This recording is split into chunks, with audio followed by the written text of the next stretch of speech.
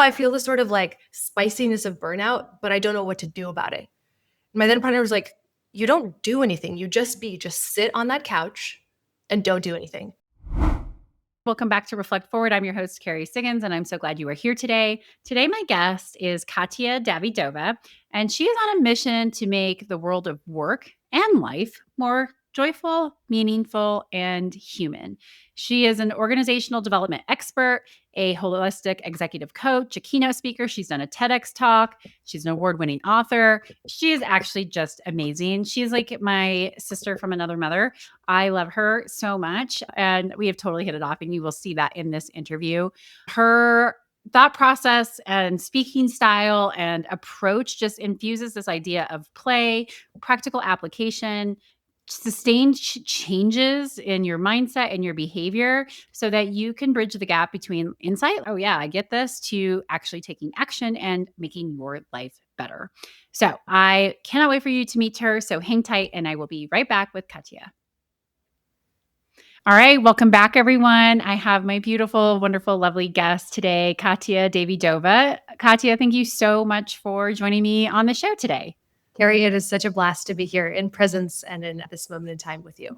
Wonderful. So you are in LA, and I know that you moved to LA to disrupt your life a little bit. So can you tell us a little bit about who you are, a little bit more about your company, and this kind of disruption that you created in your life? Absolutely. Kerry, I know you're no stranger to disruption. It's something that you and I both have in common. And I hope that for folks listening, they find something to take from this too. Essentially, if we were to use labels, right? I don't love using labels to answer the question of who are you, but for ease of use, I'm an executive leadership coach, a public speaker, and a facilitator aimed at revolutionizing how people work more efficiently and more humanly in the workplaces. The central thesis of that is that if we spend the majority of our lives working, we might as well find work that is joyful, meaningful, and full of presence and full of humanity in what we do. The reason for that disruption back many years ago when I made the pivot into Los Angeles is that I was living a really good life. I was working full time in Charlottesville, driving up to graduate school in Washington, D.C. on the weekends, 130 miles one way. So I put on 18,000 miles over the course of grad school in 2.5 years. And life was good, y'all. I just had everything: community, gym. I was the president of Toastmasters, had a beautiful set of relationships and friendships. And I knew that if I was going to stay on that path, I was going to stagnate because things were just too good.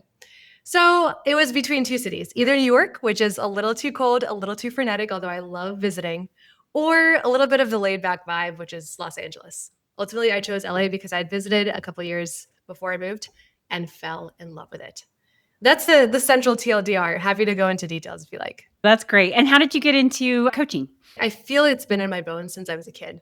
Starting all the way from 6th grade, I was a peer mediator. So I would mediate disputes between 12-year-olds, which looking back is so silly because what kinds of disputes did 12-year-olds have? And so this energy to be the listener, I've always been a listener in my groups. I grew up as an only kid, so I spent a lot of time around adults, which means that taking in their energy, taking in the way that they interacted, and doing a lot of observing.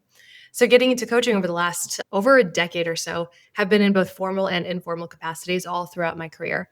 All the way in college, I was a career peer educator, which taught my fellow peers, right, also college students, on how to optimize their LinkedIn profiles, how to apply for jobs, how to construct resumes while being in college myself. So it's an interesting paradigm of taking all the adult things, packaging it into super attainable, digestible material, and being able to facilitate and coach and train people on that. And then all the way up to now, I now work with executives, leaders, managers, and a lot of ICs, individuals who are either in periods of transition, work or life, who need tangible leadership skills, such as how do you have a good coaching conversation? How do you give feedback? How do you have effective conversations? And of course, in the areas of public speaking. How do you shine on stage, virtually or physically? Just to dive into a little bit more about your background, because I think that this is so fascinating, is that you came here as a non-English speaker when you were a child. Is that correct? Yes. Yes. So can you tell us a little bit about that story? Absolutely. So I was born in Uzbekistan. And whenever I say this, people are like, Pakistan, Tajikistan? I'm like, no, Uzbekistan. The claim to fame of that country is that it looks like an arrow. It's somewhere in Central Asia, and it looks like an arrow. So I was born there, happened to live there for the first number of years of my life. We came here on a visa to basically include smart folks from other countries to the United States. We were very lucky to win because it had a less than 1% chance of winning. So imagine the magnitude of just sheer luck But I came here knowing only 2 words: please and thank you. And I also got to learn where's the bathroom because, really crucial life things when you're a 7-year-old. You really need to know. So came here with my whole entire family, which is my parents and myself. That's it. I moved here and we had no knowledge of customs, of culture, of language, of the way to thrive in a new country, the country that was the land of dreams, right? So we set out to pursue the American dream.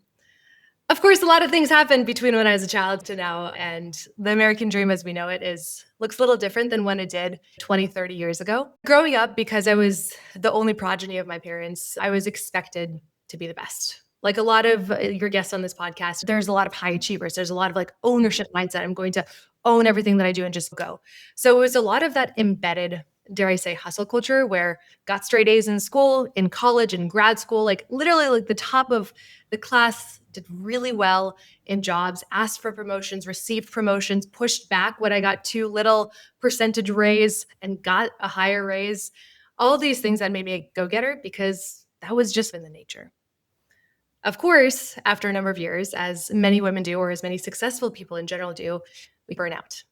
We realize that this constant grind is not actually something that brings us long-lasting, meaningful internal happiness, whereas it's a shiny veneer on the inside. People are like, you're doing so well. I'm like, yeah, I am doing well.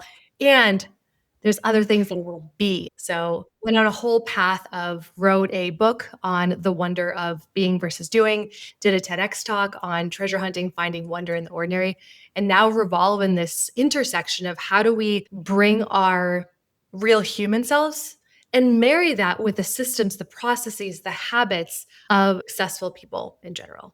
I love it. I play around with this idea of being versus doing quite often because I'm a doer as well and wasn't very good at being. It's still a practice that I have to work on. So could you describe the difference of doing versus being and why it's so important for leaders to embrace being rather than just doing? To me, doing is very directed. We have a goal, we scaffold the steps to achieve it, right? We break it down into time boxing. Here's what I'll do this month, this week, today. And all of those systems and strategies are really, really good. And I still use them to this day. So I'm not denigrating their efficacy. However, we as human beings need that spaciousness in between doing to let ideas marinate, to let new philosophies, new ideas flourish. I remember during the pandemic, my then partner told me, Katya, you work 12 hours a day, you're writing a book, you're doing too much. I'm like, yeah, I know. I feel this sort of like spiciness of burnout, but I don't know what to do about it. My then partner was like, you don't do anything. You just sit on that couch and don't do anything. And I found that so alarming to hear. I'm like, what do you mean don't do anything? He's like, just sit. Yes, but sit and what? He's like, nothing, just sit. And that seemed to me so foreign because my mind was constantly racing. Like, I need to do this and need to cross this off my checklist. It was just not something that was attainable at that point. Over time, the process of being has evolved into more active forms of being. So now I go on walks without my phone. I go on trail runs and just get lost in the mountains. I know you bike. You're about to go take a bike ride through your mountains. And it's this form of meditative being that I think allows myself to hear myself without the necessity of having to arrive somewhere. To me, being is having to just exist without the arrival. Beautifully put. I remember the first time I was introduced to this idea of being, and it wasn't put that way, but I was in my 20s and I was working for a high-tech IT recruiting company. I was a account manager and I had a recruiter that was partnered with me who I love to this day. We're still dear friends. And he said to me, as he was talking about my ambition and the constant go, go, go, go, go, and he said, God, my favorite thing to do is on a Sunday, just sit in my chair with a cup of coffee and stare out the window. And I was like, how can you do that? Like, what? But it stuck with me and I longed for that. Like, I would love to be able to do that and not feel guilty because that's what it always was. I would just feel guilty that I'm not out there doing something, being productive, achieving, working on myself, all of those different things. And I had to really stop doing so much because I never really came close to burnout, but I just knew I was missing so much because I had every minute of my day filled. I was actually talking to a friend of mine last week and I said to him, oh, it was really great. I came home and I just laid on my bed for a half an hour and just looked out the window. I didn't do anything and just laid there. And it's amazing how 20 years later, I have evolved and worked on myself enough to be able to appreciate laying there, doing nothing, staring out the window. I did have music on. It wasn't quiet, but I wanted to listen to some music. Sometimes I do sit in just the quiet and just enjoy myself doing nothing and just being like, who am I? What am I feeling right now? What does my body feel like right now? I got up and I was energized and I was ready to go on. And okay, that was a great 20 minutes. Now I feel like I'm more prepared to be able to go do the things that I want to do. 20 years ago, I never could have imagined that. Kerry, what was the catalyst of that change for you? What helped you make that shift? I think evolution. I don't know that it was such a catalyst. I think it's the search for happiness and joy.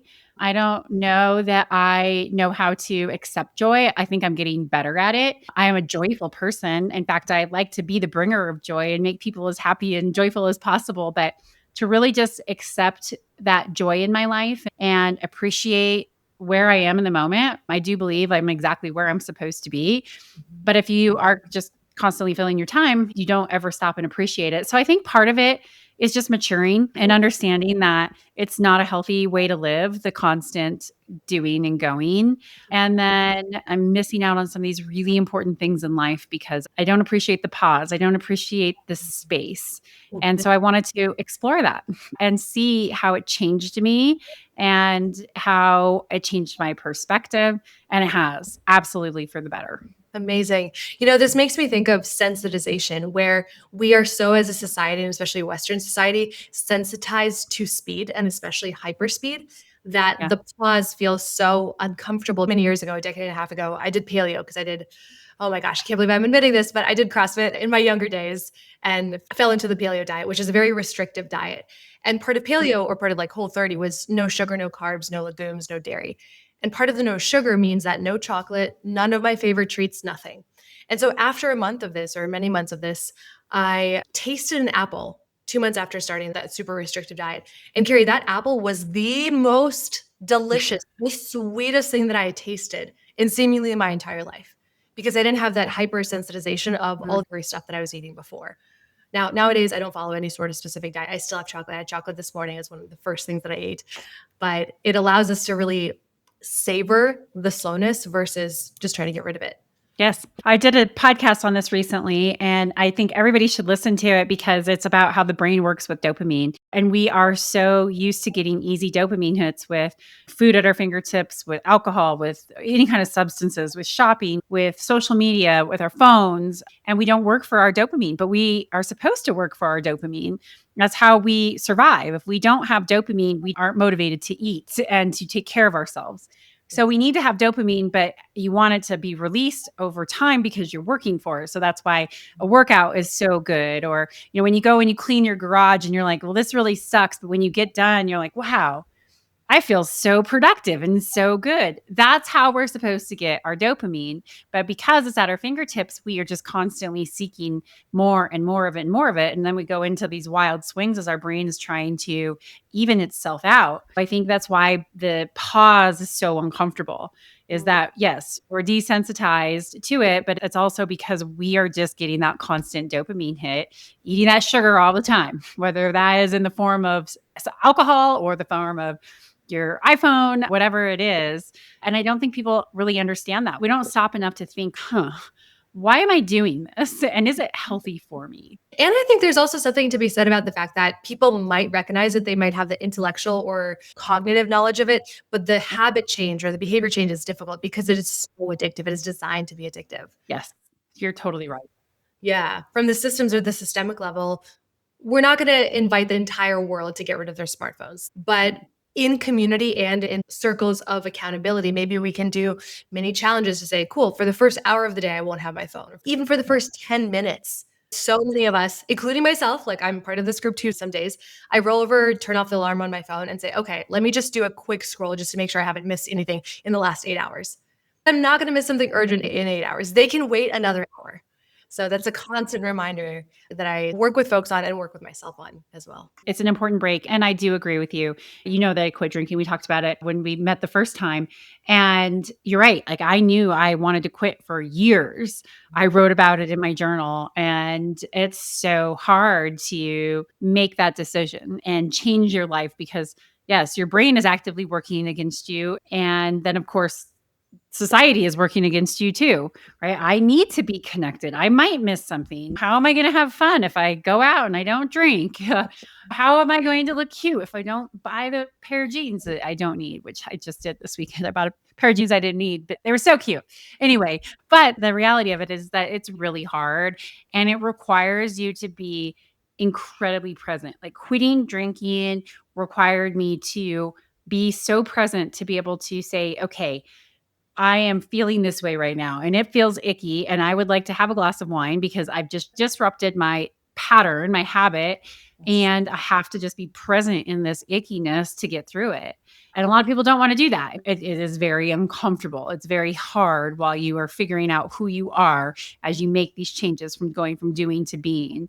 I know you believe in that. I know that you are a big believer in presence and advocate that with your clients. So what are your thoughts on this? Yeah, I think that the two most crucial and crucially emerging skills that we as humans can possess, especially in the day and age of AI, of global instability, of a lot of discourse, a lot of things that get perpetrated online. The two most crucial things are curiosity and presence. Carrie, you mentioned presence. Presence means being so fully with the moment, even and especially if it's uncomfortable, because that's how we flex our resistance to dopamine acceptance. We say, okay, let me delay the gratification of the snack, this treat, this scroll through Instagram. That sort of presence really energetically can be so viscerally felt. Like, let me be really present with you. I know that audibly we can't really receive it, but I'm looking at you and I'm just being super in tune with you. And I'm sure that even though we're thousands of miles apart, you can feel my energy flowing to you and being with you. And that is a gift. Yes. When all the time, for the folks watching, we're kind of looking off into the distance, looking at our phones, doing anything but being here in the moment. Presence is important, but the curiosity to have that sustained presence is even more so. What's really alarming is that I noticed myself, especially during the pandemic, taking in so much junk, online junk, consuming a lot of online junk, but it wasn't with curiosity. It was just like whatever was coming through my feed. Okay, let me just consume. That's sort of mindlessness versus the curiosity to say, okay, what am I actually interested in? And so over the last number of years, I've been retraining my brain to go a little bit slower and go back into reading, go back into long form articles, into actual books. I still listen to audiobooks at 2x speed because my brain just functions that way, but I'll listen to it twice just to really eke everything out of it. But that curiosity and presence helps to make people feel seen, heard, loved, valued, which ultimately I think is the central core of the human condition. Everybody wants to feel seen, heard, valued, loved. I love curiosity. I love asking questions. It's my superpower. I can get anybody to tell me anything just because I know how to ask questions, but it requires presence. It is impossible to be curious at that level where you pick up on the nuances of, "Oh, what did you mean by that word?" Or you looked away when you said that. What were you thinking? It's truly the combination of the two that have allowed me to make it a superpower because I am there. I'm right there. I'm looking, making eye contact and paying real attention to not just what's being said, but what's not being said. I can ask questions and get to the heart of what's really going on. I call it like pulling the thread. And if you are not present, it's hard. What question do you even know to ask if you didn't notice that someone looked away or you weren't paying attention to their word choice? And the word choice matters. I agree with you. They go hand in hand. And really, I think, can take your leadership to the next level if you pay attention to what's being said and what's not being said and ask questions. Yeah. We can even systematize it to make it easier to digest. We can even liken this to 3 levels of listening. The first is surface level. It's like, what are they actually saying? That's the content. The second is the sort of emotions behind it. What are they feeling? Yes. What might they be expressing through their body language? And the third is the level of what might they be needing that they're not even consciously aware of. And we can pick up on it. And if we get to that third level of what are the needs behind all the words, behind all the emotion, then we can really be connected to have that thread of understanding. I love that. And it also helps you not tell yourself a story. So, for example, I got a massage this morning, early morning massage, and my massage therapist came in to meet me early to help me because I was like, oh my God, I need you. And she was in a hurry because we're there. It's like 6:45 and she hadn't gotten the room ready. And so I was waiting in the parking lot and she like rushed in. I knew like she's rushing in so she can hurry up and get everything set up because we both have to get to other things. We get into the massage. She goes, "Hey, were you upset? Did you think I was upset when we walked in because I just rushed in?" And I said, "No, not at all. I knew that you needed to go get the table set up. And so I just let you do that. And I'm really appreciative that you met me here early to help me feel a little bit better. And I was so glad that she asked that question because she was telling herself a story about how I might have perceived her shortness, her quickness. And that could have certainly, as I'm getting a massage, energetically changed the massage, but we're also good friends. And I wouldn't have wanted her to walk away thinking that I was hurt or annoyed or frustrated or any of those things of her hurriness to get into the building. I really was glad that she asked me that question. She was present enough to know here's how I'm feeling. And I'm telling myself a story. That's how Kerry might be feeling. And so she asked, and we could just clear on up. And I got to express my gratitude for her, and it was all good. But that is what presence and curiosity requires. So, yes, it's also good to understand where the other person might be coming from, but it also helps you make sure that you aren't misreading a situation, that you aren't telling yourself a story, that you're giving a person the opportunity to be able to say, no, that's not how I feel at all. Absolutely. Yeah, I'm really hearing you say it's curiosity not only about the external world, but what's the stories that we tell ourselves, our internal world. I had this one client come to me for help with public speaking. She got into a leadership position, so she was presenting a lot to her team internally and externally. And she said, Katya, I just really want to be able to speak well and feel confident. And I'm like, great. A lot of folks come to me with that. Let me help you.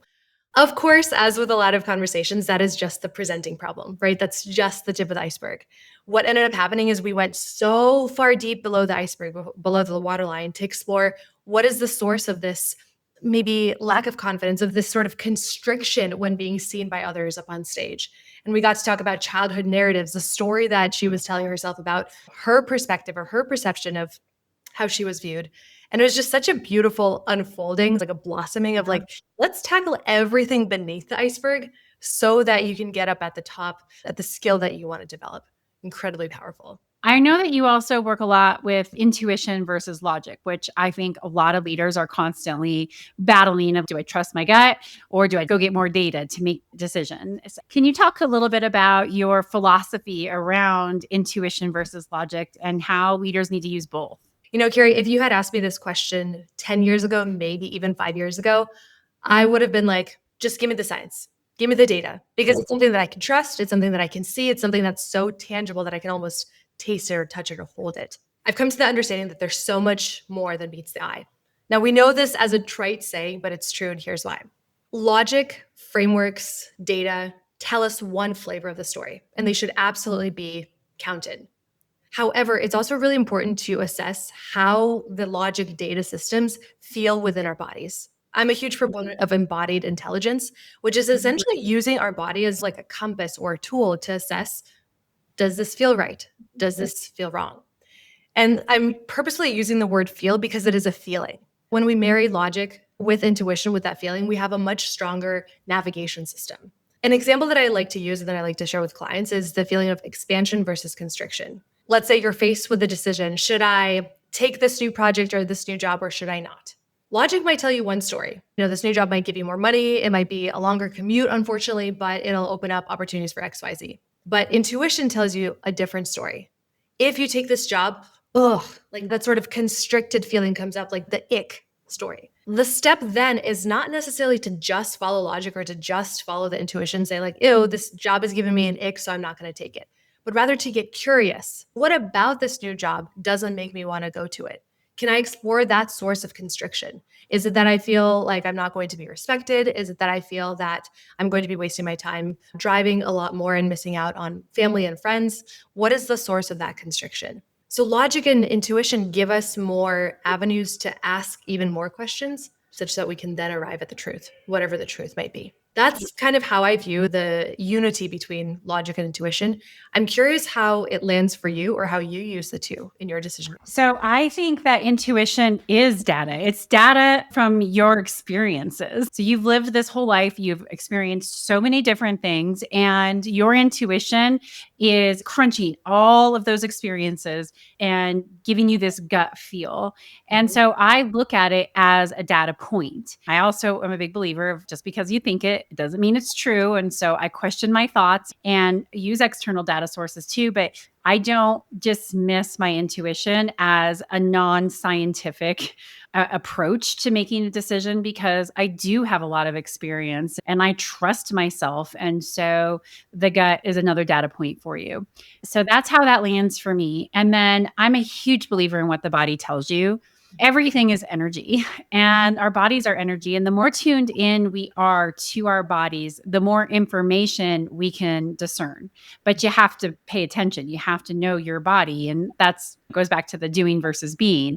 It's really hard to know your body and be able to feel what your body's telling you if you're so busy doing all the time instead of stopping in and saying, what's my body telling me? I was actually just talking to my massage therapist about this morning. She's my spiritual therapist. Like she's so much more than just a massage therapist. She's amazing. I wish everybody had a Kim in their life like I do. But I was telling her about an action that I took. And I said, my body had a very visceral reaction. It was a very positive reaction in this instance. It wasn't a negative one. But my body was telling me that's a yes. I said, I just have learned to trust my body. When my body was telling me, like, oh, yeah, that's right, I'm going to go do it. And because I've trusted myself and I've taken that action, even if I wasn't really sure, like, I wonder what's going to happen on the other side of this. I'm going to just take that risk and I'm going to see. And so over time, I've learned how to trust it more and to be able to be more in tune to what it's telling me. But if I wouldn't have listened to my body in this situation, I might not have even paid attention to the opportunity that was in front of me. And even if I did see the opportunity, may not have acted upon it. And so I think that's the power of your body if you are paying attention and understanding that they're all data points for you.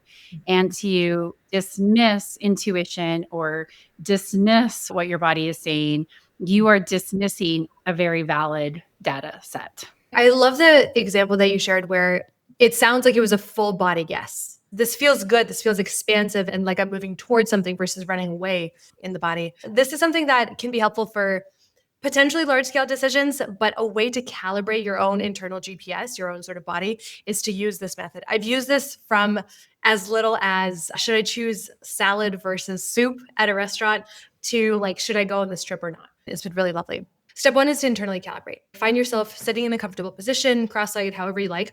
If you lean forward, that's a yes. If you lean backwards, that's a no. So ask yourself a question. Is my name Kerry? Your body leans forward? Yes. Obviously, if you do this, Kerry, your body should lean forward. Is my name Katya? Yes, I lean forward. Is my name Kerry? If I ask myself that, I lean back because my name is Katya. Doing a couple of like factual calibration questions. And then you might say to yourself, okay, I'm going to ask myself a question. Yes is forward, no is backward. And then see where your body intuitively leans. I know this sounds a little woo. If I were to hear this again 5 years ago, I'm like, what is this bull? Give me hard evidence. But like you said, this is a data point. And just getting curious about like, why am I leaning forward? Why am I leaning back? Can be really instrumental because it is an instrument to help what is true for you. I love it. I use it. There's a great book called The Emotion Code out there that talks about how to release trapped emotions in your body. Definitely would be considered a woo book. It was fascinating to me, but I completely agree and have used that method to help me make decisions. And again, I think people blow it off, but everything is energy. And if we could just realize that we're all just in tune to whatever frequency is out there, that yes or the no is our body being in tune with it and helping us have that framework for decision making. So I'm really glad that you shared that. Thank you. I haven't used that in a while, so I'm going to start using it again.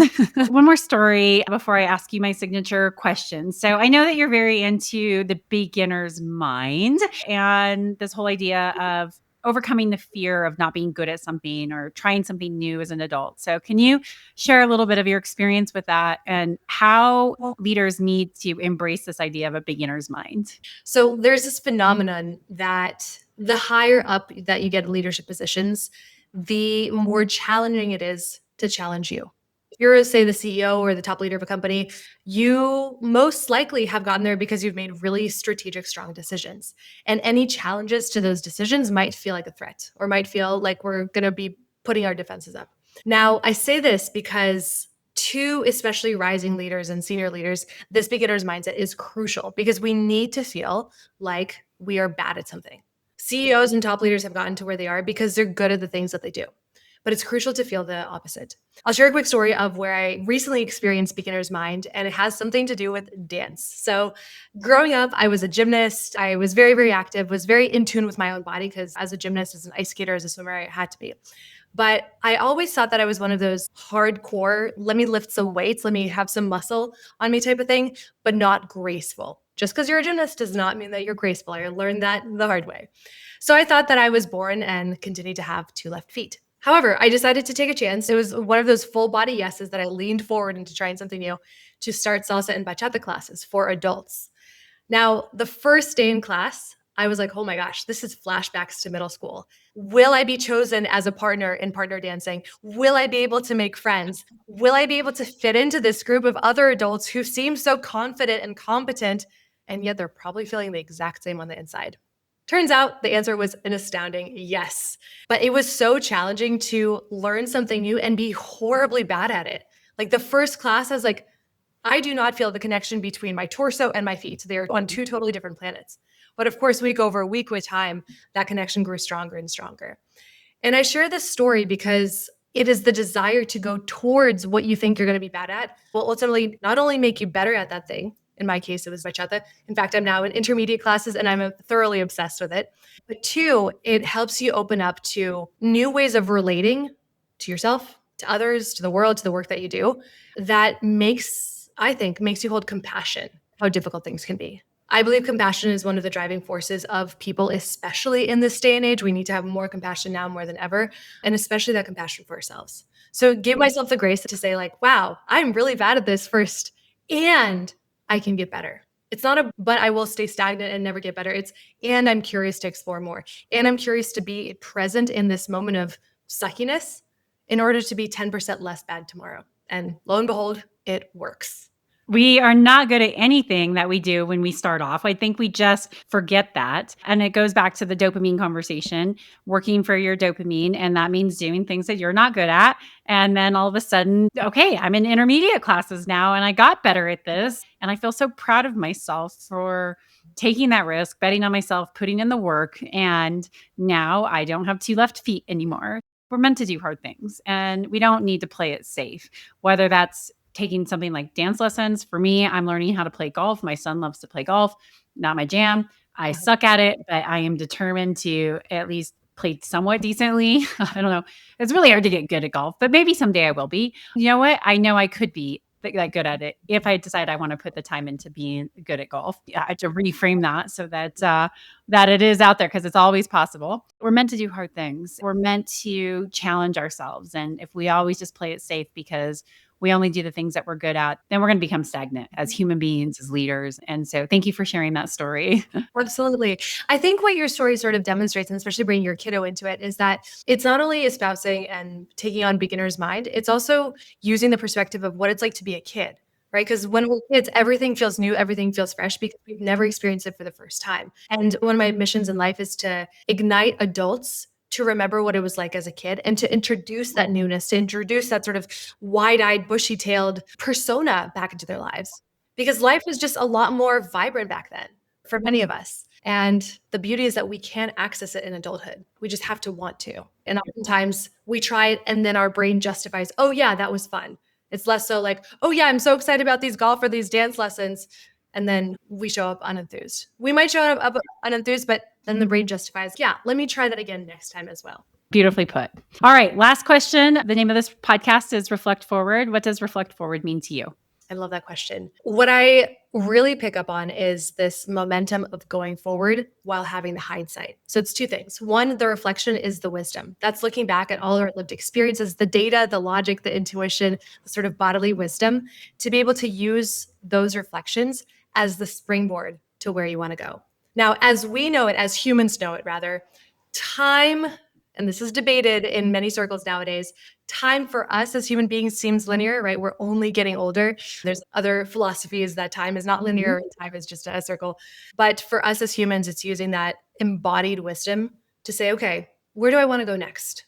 And more aptly, what are the possibilities that I can create to step into them, to play into them? That is what I view as a reflect forward. I literally see in my mind's eye a springboard and just a person just like, whee, jumping off into the future. I love it. That's a great visual. Thank you. Very articulately put. Thank you for sharing. All right. So how can people find you? Well, you're welcome to visit me at my link tree. All of the links will be in Kerry's podcast. I'm huge on LinkedIn. So if you want to connect with me on there, I post a couple of times a week. My DMs are always open. If you're curious about exploring a deeper dive into your own public speaking journey, or if you're facing your own transition, I do private containers for executives, managers, and individuals. And if you'd like to work with me, feel free to find all of that on my links, which Kerry will share. But Kerry, can I ask you a question? Yeah, of course. I was so enlivened by your question of the reflect forward. Do you have a visual that comes to mind? Because you've been doing this for so long. Has the visual changed of reflect forward for you? Oh gosh, I've heard so many amazing answers to the question through the context of the conversation. So I have this really broad view of a reflect forward.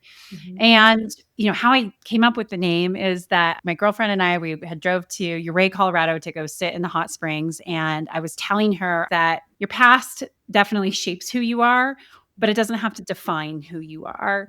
I have a lot of things that happened in my past that I'm not proud of, but I'm also very grateful for because they allowed me to get to where I am today. And so all of the good things, all of the hard things, everything is shaping where we're going to go in the future. And so I was telling her about the podcast, and this is what I want it to be about. I want it to be these leadership stories that share vulnerability, not just about building businesses and leading, but how do we also show up with our humanity as we are growing and evolving and sharing these experiences. And then she came up with, well, I think that sounds like reflecting forward. You should call it reflect forward. And I was like, yes, that is exactly right.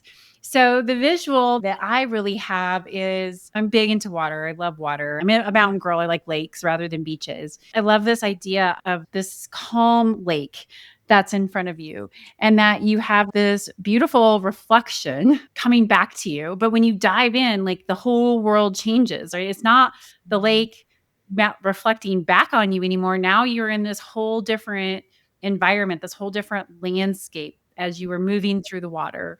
And so that's really the visual that I had when we were discussing reflect forward. And of course, we've just been coming back from a pool, but I'm sitting here, I'm staring at this beautiful lake and I'm seeing my reflection and all of the things around me bouncing back at me. But when I go forward and when I go under the water, it's this whole new world. It's a whole new experience. And that's the visual that I had.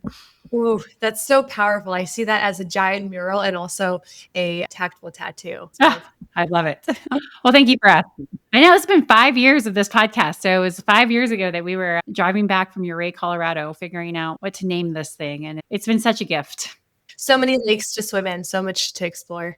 Exactly. All right. Thank you so much for coming on the show. This was just such a beautiful conversation. And I can't wait to meet you in person someday and continue the conversation. And I'll share all of your links in the show notes so that hopefully people can get in touch with you and just get to experience your magic real time. Amazing. Kerry, it's such a treat to be here with you in all the full curiousness and presence. Just really grateful to be in this time and space together. Thank you. All right. Hang tight and I'll be right back. All right, everyone. I hope you enjoyed that interview. I could have begun talking to her forever. She's just so fantastic. Please be sure to check out her book and the links in the show notes. She is a magical person to know. With that, I will leave you to your day. Please share this episode with anybody who is looking for more joy and more presence and more curiosity in their lives. And of course, if you like this podcast, please share it, subscribe to it on YouTube or your favorite podcast platform. Go on and write a review. It's always so helpful. I really appreciate it. It improves the algorithms and it just gets these amazing people and stories out to the world, people who you might not ever have an opportunity to know. And we should share all of that with our friends and family. So with that, I will leave you until next week. Have a great day. Take care.